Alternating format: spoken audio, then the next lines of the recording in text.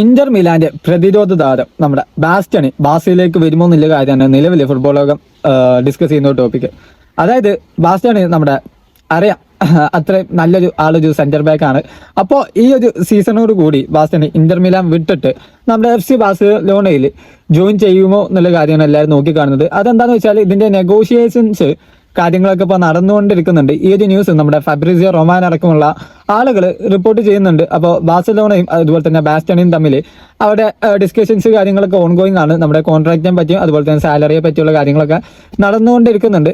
അപ്പോൾ ബാഴ്സലോണ ഈ ഒരു ഡിഫൻഡറെ സൈൻ ചെയ്യാൻ വളരെയധികം ചാൻസ് ഉണ്ട് എന്നുള്ളതാണ് നിലവിൽ പുറത്തു വരുന്ന റിപ്പോർട്ടുകൾ.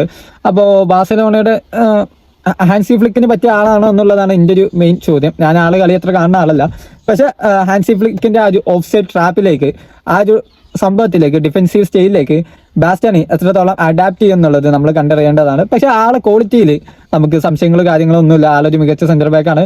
പിന്നെ ഏതൊരു താരവും ബാഴ്സലോണ പോലുള്ള ഒരു ക്ലബ്ബിൽ അല്ലെങ്കിൽ ബാഴ്സലോണയിൽ കളിക്കാൻ അധിക താരങ്ങൾ ആഗ്രഹിക്കുന്ന ഒരു ക്ലബ്ബാണ് ബാഴ്സലോണ. അപ്പോൾ അത്തരത്തിൽ ബാഴ്സലോണ ഇപ്പോൾ മികച്ച ഫോമിലാണ്. അപ്പോൾ ആ രീതിയിൽ ബാസ്റ്റണി പോലുള്ള ഒരു പ്ലെയർ ബാഴ്സലോണയിലേക്ക് വരുന്നതിനെ കുറിച്ച് വലിയ അത്ഭുതങ്ങളോ കാര്യങ്ങളൊന്നും എനിക്ക് തോന്നുന്നില്ല.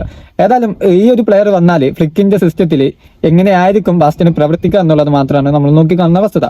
ഏതായാലും ഇതിനെ പറ്റിയുള്ള നിങ്ങളുടെ അഭിപ്രായം താഴെ കമന്റ് ചെയ്യുക. അതുപോലെ തന്നെ നമ്മുടെ വീഡിയോസ് ഉപകാരപ്പെടുന്നുണ്ടെങ്കിൽ ലൈക്ക് ചെയ്യുക, ചാനൽ സബ്സ്ക്രൈബ് ചെയ്യുക.